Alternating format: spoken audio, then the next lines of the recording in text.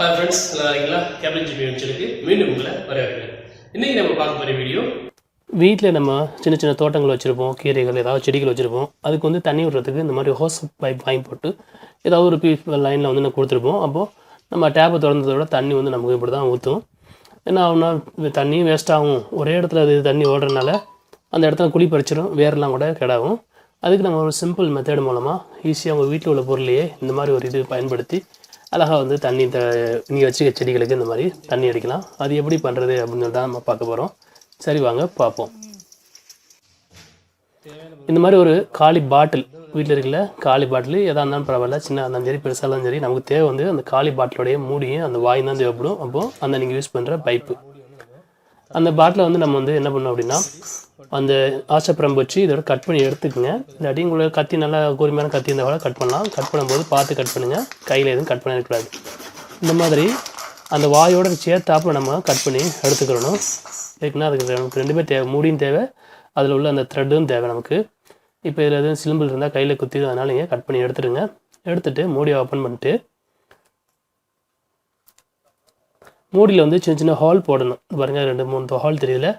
இந்த மாதிரி ஹோல்டு கொஞ்சம் பெரிய ஊசி, இந்த நீங்கள் வீட்டில் யூஸ் பண்ணுறதுக்கு வச்சுருக்க சின்ன ஊசி இல்லாமல் கொஞ்சம் பெரிய ஊசியில் ஹோல் வந்து கொஞ்சம் அந்த ஊசியோட அளவு தக்கன இருக்கணும். ரொம்ப சின்னதாக இருந்துச்சு அப்படின்னா ப்ரெஷர் அதிகமாக இருக்கும்போது உங்களுக்கு தண்ணி வராது.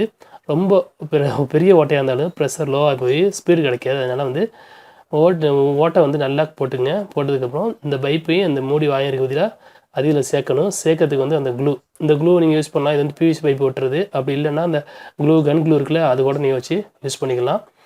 நம்ம ஒட்டுறதுக்கு முன்னாடி இந்த பைப்பில் கொஞ்சம் சொரசரப்பு படுத்திக்கிறணும். அதுக்காக தான் நம்ம தேய்க்கிறோம். எதுக்கு அப்படின்னா அப்போ தான் நமக்கு நல்லா ஒட்டும். ஏன்னா அந்த பைப் ரொம்ப வலுவண்டு இருந்துச்சுன்னா அந்த பைப்பும் அந்த இதுவும் ஒட்டிக்கிறது. அதனால் நீங்கள் பைப்பையும் அந்த பாட்டிலோட மூடி வாய் இருக்குதுல அதையும் கொஞ்சம் தேய்ச்சி விட்ருங்க. தேய்ச்சி விட்டு இந்த பிவிசி பைப் ஓட்டுற அந்த க்ளூ வச்சு நீங்கள் நல்லா அந்த இதை தடை விட்டுட்டு